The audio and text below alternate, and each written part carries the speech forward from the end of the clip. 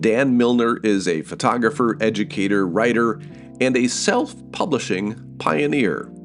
Currently working at Blurb, the leading print on demand publisher, Dan has created and published over 100 unique titles, blending visual storytelling with a fiercely independent spirit. A former newspaper, magazine, and commercial photographer, Dan now focuses on personal projects. His work is held in the collections of the George Eastman House and the Santa Barbara Museum of Art, amongst many others. In this book edition episode of the Crit House, Dan reflects on the role of publishing in a photographer's creative life and the enduring power of print. Dan has long been a friend of the Crit House. We have always enjoyed our discussions, and we hope you enjoy this one as well. Well, so Dan, oh yeah, okay, on camera, yes, you look wonderful. I don't think that was exactly a 2:3 ratio, but it works. No, because I shot square for a long time, but that's really hard to do with fingers. Hey everybody, Dan Milner is here. Dan, it's good to have you back on the Crit House. You know, when I started this channel it's a couple of years now. It was a very small channel. I mean, it's still a very small channel. But you were kind and generous with your time and your involvement with the program, and I've always been very thankful for that. So thanks for those early visits, and now you're here back again to talk about books in our book edition series. Thanks.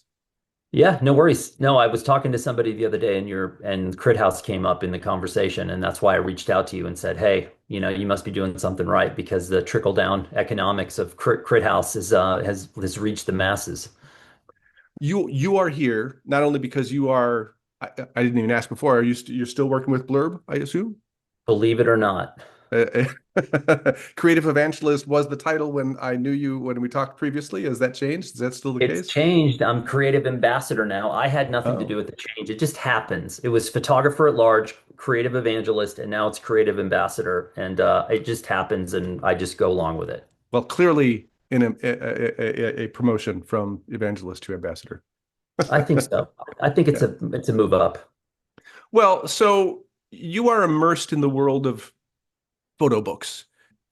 But one of the things that I have always found valuable watching and listening to you is your knowledge about the process, and not only the nuts and bolts of the process, but the why and the philosophy behind the process. You know, why you're doing it, what you're doing, and how to do what you're doing, and what it means.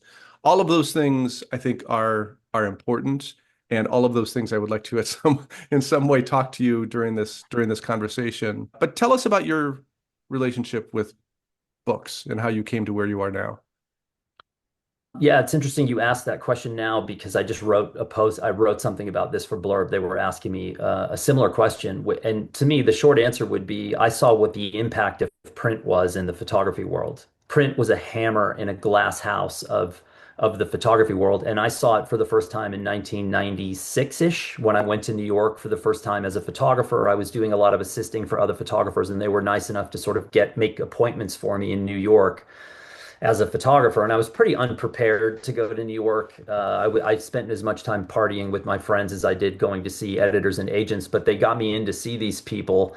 And at the time, your portfolio was a page of 35 millimeter transparencies. And when I got to New York, no one had a loop or a light table, and they were holding up my work to windows and desk lamps. And I was like, and then at the time, so the first like 3 rows of the slide page were individual images. They were singles, and then the bottom 2 rows were a story. And I realized no one has even figured that out yet. They're not even seeing my work. So I flew back to Arizona where I was living. I was working as an intern at a newspaper, and I went to the design department and I said, I got to build my own magazine because no one's looking at my work. They're not seeing it. So they were all like, "Oh, the guy said to me, I remember exactly who it was. He's like, "You're an idiot, go away." And so I started snooping around and I found a reprographics house in Phoenix where there was a computer kid in the back. It was like the one kid in the building who was tech savvy. Everyone else was like a disgruntled older Old school, gentleman. yeah. And the kid saw some of the work I had done and said, "Hey, this is really interesting work. I'll help you do this magazine thing if you trade me an image." So I traded him this image from Guatemala and he made this enormous print for the wall, which is was actually quite beautiful. And over about a 3 month period, I put together my first magazine, and I basically had 10 copies. That's all I could afford. It would start to color shift within 2 weeks of printing. They were Mm, shifting color, so I had to get them and then get them in the mail as fast as possible. And the thing is, I mailed those to all the people that I thought would never hire me. I mailed them to the New York Times and Nat Geo, and German Geo at the time was a really hot magazine for doing the kind of work that I wanted to do. And lo and behold, I get a letter in the mail from National Geographic saying, "We've never seen anything like this. Like, how did you create this? What is it?" German Geo called me. All New York Times blew me off, but in hindsight, I'm not too disappointed in that. But it just cut through the noise. It just immediately put me in a very different position from everybody else. And it was fun and challenging because the newspaper was pretty much a single image situation most of the time. You weren't really offered a lot of photo essay type stories unless something went wrong and there was all of a sudden there was a bunch of space in the paper they had to fill. So all the photographers kind of had little stories tucked into secretly tucked into their quiver so that if the paper said, "Hey, we got all this space," you'd be like, "Oh, I got a story I got ready to this go thing. Yeah. here." And so that just kicked it off. And then when desktop printers arrived a year or so later, there's a photographer named Paul Giroux. I was renting a room at Paul's house. He was a much more established photographer than I was. And Paul got an Epson EX printer and it just blew our minds. We started immediately doing layouts and printing them and putting them on the living room floor of his house, waiting for them to dry. And those prints shifted as well. They would Yeah. all go magenta like within weeks. So but we were just hooked. That's all we did at night was edit and print and start. And there was no fancy, it was basically you were editing pages of inkjet paper and then binding those and they became books. But it's just all we did from there on out. And I'm basically doing the same thing now. It's just a little more sophisticated.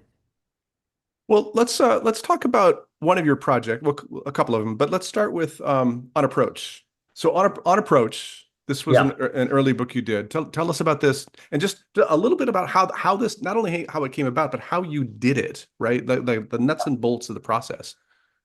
So this was sort of a accidental backing into a book that became something that I never thought it would become. So I had been living in Orange County, California, and I was wanting to do a project where I could just ride my bike and do a project. So I had a Fuji 6x9 camera and my bike, and I was riding. I lived very close to John Wayne Airport in Orange County, and as I would ride, do a lot of cycling. So as I was riding around, I would always get these really interesting images of planes landing at John Wayne.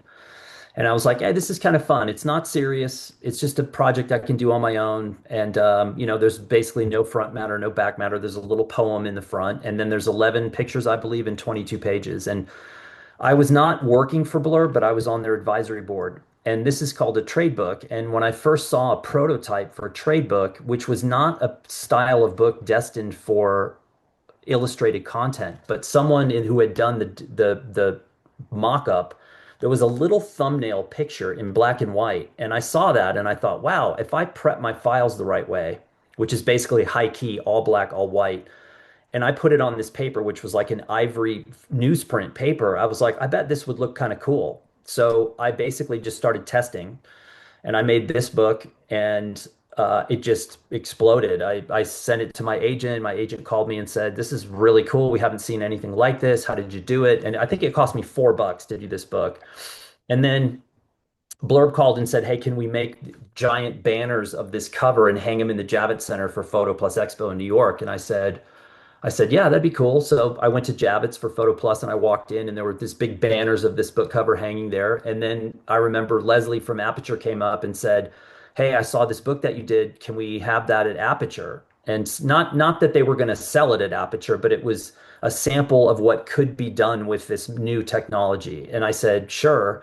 And it's funny because I just ran into her a couple of months ago in New York and we talked, and this was, 12 years ago or whatever. We talked about this book still Hmm. all these years later. So they sold it at Photo Eye in Santa Fe. And this to me was interesting because it was just using the Blurb software. It's a very inexpensive product. It's not a Fabergé egg. It's just, everybody wants a Fabergé egg, but you're never going to leave it out for your friends to come and like spill beer on it. So, a lot of these big, big photo books, they don't get a lot of eyes on them because they're too precious objects. They end up on shelves or hidden in boxes and closets, and it kind of defeats the purpose. So, I wanted something that was really approachable for anybody. And especially, I don't make books for other photographers. I make books for the public. And so this I thought was something that was interesting. It was just graphic and simple. And, I printed a couple of copies and I just watched as it got featured, written about. It was collected by some folks and sold a bunch of copies. And it was really kind of one of my first forays into self-publishing. But so you did this without designer. You did this without. This is just you and your own understanding of how to try to communicate imagery and or not only This was imagery but the word as well, right? Oh yeah, this is me and my primitive skill set putting a book together, which is kind of fun. I mean, I studied photojournalism and I did have one class in college where I had to design a book cover for Last of the Mohicans with a T-square and tracing paper, but that was the grand extent of my design knowledge. So yeah, this was just me. I do a lot of test books. I play around. I understand my limitations, but a picture like this, where you have that small plane in the bottom that's purposely put in the gutter, that was something I did on purpose because again, I was told in photography school never to do that. But Yeah. one of the interesting reactions to this book was I showed it to someone in LA who has one of the best photo book collections in the world. And he picked up this book, and when he saw this spread, he bent the book backwards and he looked at me and he nodded and he smiled. And what he meant by that was one, nice move. This was good because it forces the viewer to do something they're not used to doing. And in turn, what that means is you have their undivided attention. And ultimately, modern photography books are about a battle, an epic war between the cell phone and a tangible object. And the cell phone's winning by a wide margin these days. So when you put a book into the world, you're asking strangers for undivided attention, and that's a very hard thing. So you have to work the psychological angle and you have to work the physical angle of forcing them to do things that they don't necessarily want to do.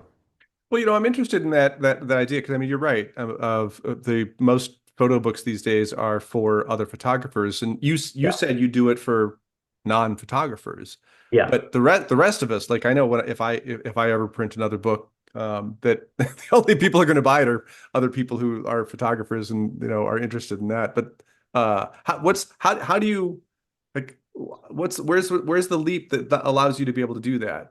That or me? Where's the leap that would allow me to be able to do that? Not you, because you're already there. You already understand it. Well, I don't think photography is the conversation anymore. Every single one of us is walking around with an unbelievable device in our pocket that'll just blast images and videos all day long. Yeah. The great deluge has already happened. Photography is ubiquitous now. Not all of it is good. In fact, a tiny percentage. I don't think there's any more in terms of like, let's say, five-star generational photography being created. I don't think it's any more now than it was 50 years ago. I still think there's a tiny amount of people. But the thing is, it's photography to me is not the main conversation. Photography is a small part of a larger conversation. The larger conversation is the conversation that the public is involved in. And they may or may not be interested in your photography, but there are ways to bring them to the story. Yeah. Story trumps photography. And again, I'm not interested in making a book that a bunch of other photographers want to buy. First of all, there's not that many photographers out there to buy these books, and that's Yeah. probably evidenced in book sales. But I'm just interested, and frankly, in a very twisted way, because this is such a challenging space, is I'm interested in the 18 to 25 non-photographer public. That is the hardest demographic of people to get attention from because most of the time they're very connected in the digital space. They view Yep. the world in a different way. They've had a different upbringing. They've come into the world in a different economic realm and a geopolitical realm. So, and also they're on their phones all day looking at things like Instagram and TikTok and thinking that's really good stuff. And so I love that challenge of saying, how do I interest that demographic of people to look at this work? It's not easy. I would definitely I'm not saying it's easy, but to me, it's way more interesting than preaching to the photographic choir. So AG23, tell us about this. But I'm also interested specifically in like in your design process. You're working with other photographers and designers to put this together, correct? Yeah, this was very much a collaborative project. This was a lot of work. This is probably more work than any project I ever did. And my design ideology was very simple. Hire Zoe Sadikirski out of Sydney to do the design and give her complete and total freedom to design. That was it. So this project came to be out of right field. I met someone named Rick Elder, and Rick was a friend of a friend. He's not from the photography or the creative world, although he is a really creative guy. He was a CEO at the time running a clothing brand, and he loved photography. He still loves photography. He shoots all the time. He probably shoots as much or more than any working photographer I know. And so he's still a CEO of running another company and still does some of the photography for them. But we met and he was like, "Hey, I'm going to be in your area in a couple of weeks. Do you want to go to lunch and just talk?" And I said, "Okay." So we went to lunch and Rick's like, we got to do something together. We got to do a project together." And I was like, "No, I don't know you and I'm super busy and I have no idea what you're talking about." And so we had another lunch and he's like, "Look, we got to do something." And I said, "What do you want to, what's the goal here?" So we started talking about that. And the mission statement that came out of these conversations was to promote understanding through dialogue and art. And so we co-founded something called AG23. And AG has a double meaning. It's silver on the periodic table, which is a nod to photography. And it's also the initials for a guy named Adolphus Greeley, who was the first director of the International Explorers Club. And their address was 23 West 57th in Broadway in New York. So, or 23 West 57th. And so AG23 was born. And the idea was that we would have an open call for submissions. Every issue would have a theme, and I would curate the contributors and the work to fit that theme. And then the design would go to Zoe, and the only thing that I said was, you have complete and total control over the design, but I can pick and choose. I can change the photographic edit. So if I see an image run sizable on one page and another image runs small, and I know that the photographer loves that small image more, or it fits differently in the piece, I need to be able to move those pictures around, but otherwise the design is yours. And so the goal for us was to give these away. We'd never wanted to charge for these. We knew that it was a project that we had no intention of making money from this. We weren't trying to get famous. And oh, by the way, there's nothing in these zines about me or him. Well, there's an interview, like an introductory interview with the two of us, but there's nothing about Blurb and there's nothing about the company that he was working for, which was the company that paid for all of this, called Mm. at the time, the company's called Beyond. There was nothing in that. And that really threw a lot of photographers. They could not understand why I would spend so much time promoting other people's work. They couldn't figure out why I wasn't trying to get rich off of this. They couldn't figure out like why I would give it away, all these different things. And I said, and they couldn't understand why I wasn't targeting other photographers. I said, before COVID, right as COVID was hitting, I was in Vegas and I gave a presentation about this at Outdoor Retailer, and I gave a talk and I went through exactly what I just said. I said, look, the idea was to give it away. It's not for other photographers. It's for 18 to 35 demographic. Our mission statement is promote understanding through dialogue and art. So I get done talking and there's a photographer in the first row and he like raises his hand and says, "Where are all the pictures of the clothing?" I was just like, it was mind blowing. It was actually a very educational experience for me because it taught me a lot about the mindset of the modern photographer. I was really blown away by how challenged they were with anything that fell outside of what everybody else was already doing. And I Yeah. thought, okay, this is the perfect, AG23 to me became the perfect roadmap. I said, okay, I'm gonna track every single step of the way so that hopefully other photographers look at this, or other designers or creatives or whoever look at it and say, "Oh, this guy just did me a solid. He just created a blueprint on how to do this. I can do this. This is not that complicated, nor is it that expensive. I can come." And so I gave a talk yesterday, and the person who asked me to give a talk is one of the few people who saw this. Jen Spellman, photographer that teaches at Santa Fe workshops. Jen Spellman saw my zine and created Cuba Unseen magazine.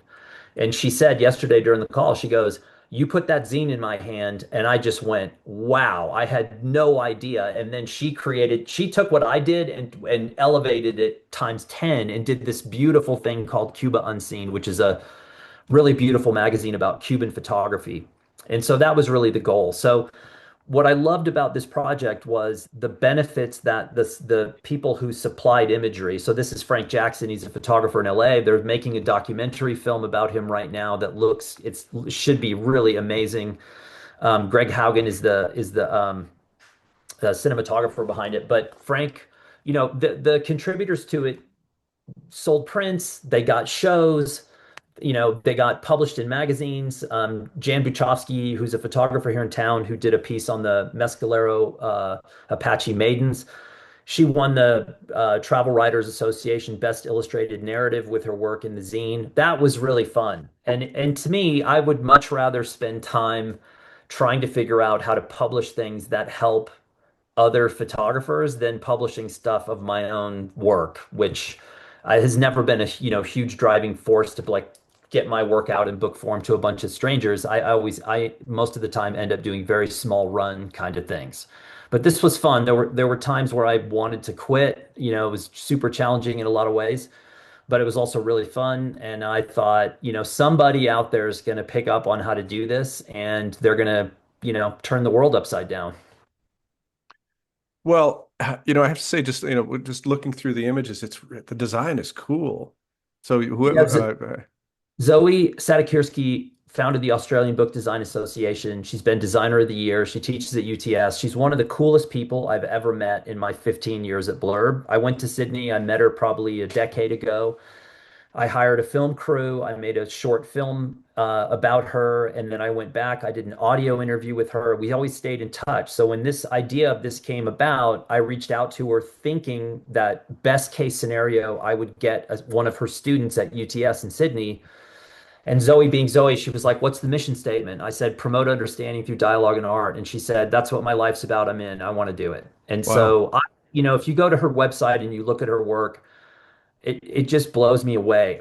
And the thing about, to me, the one of the best aspects of good creatives, like the best creatives, is they're fearless. And so when new technology arrives, you don't have to convince someone like Zoe. Zoe is going to look at it, find a use for it, and then she doesn't draw lines in the sand and say, "Well, I'm this established designer. I have to do a book with a publisher and it has to be a Right. coffee." None of that. She's constantly doing, I mean, I do a ton of experimentation and tinkering and tests and Yeah.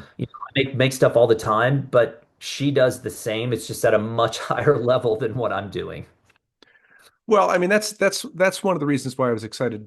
One of the many reasons I was excited to talk to you is because you do experiment, and I think that experimentation gets you an understanding of a lot of things that when people are just on the straight and narrow, they don't quite get. And I'm one of those. I have I've got my lane, and I tend not to vary out of it enough.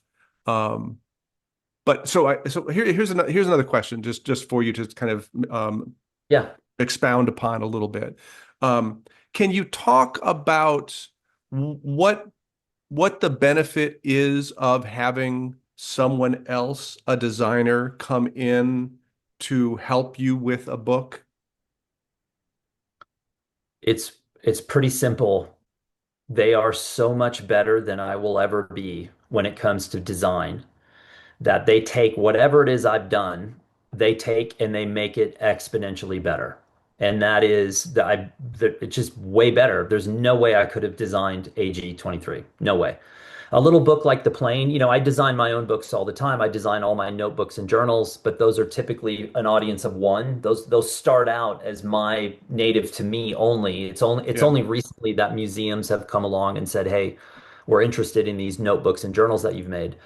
But designers take, it's like you take the highest level photographer. Well, there's somebody an equivalency in the design world, and there's an equivalency in the illustration world, and there's an equivalency in the art world. And if you combine those people together, they are going to produce something that is world class across the board. So designers just make your work a lot better. And the other thing that's interesting to me is designers and illustrators and artists, in my experience, have an interesting and a different perspective on the creative industry in general.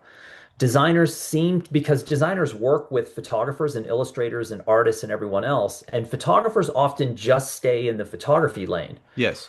So when I started working with Blurb, and I started, instead of just giving talks and doing demos and stuff at photography events, I started working with organizations like AIGA and going to design events. I was so blown away by the talent that I was looking at, and also the designer's understanding of photography. Their understanding of my world was so much more comprehensive than my understanding Mm, of their world, which I interesting. knew nothing about. Yeah.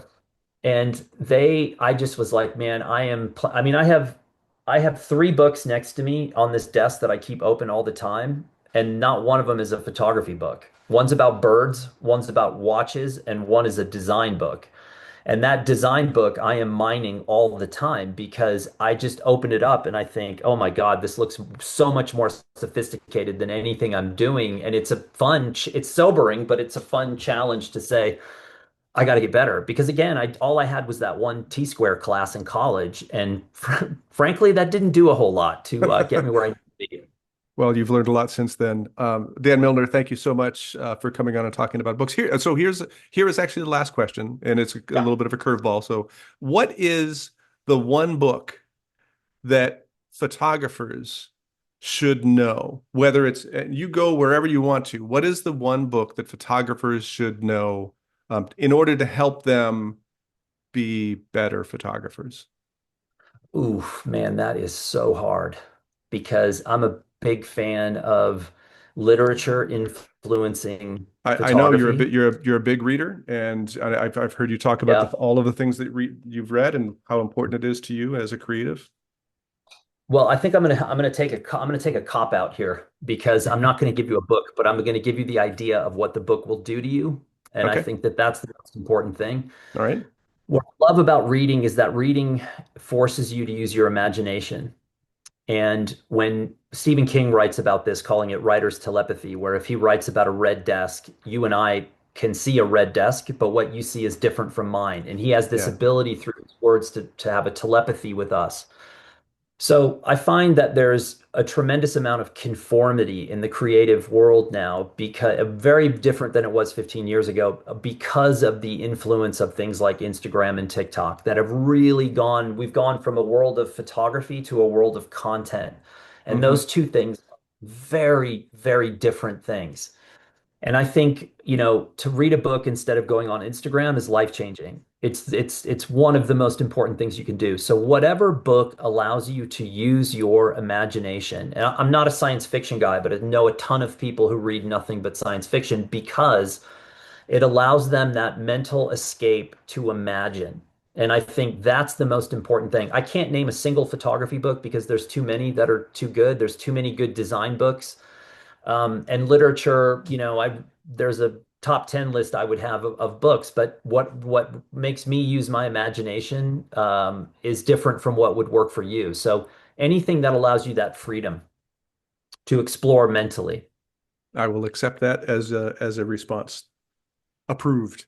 Dan Milner, again, thank you for joining us on the Crit House. It's been an honor to have you on the number of times you've been on, and we appreciate your friendship. Thank you so much, and Thank thank you you for having all, me.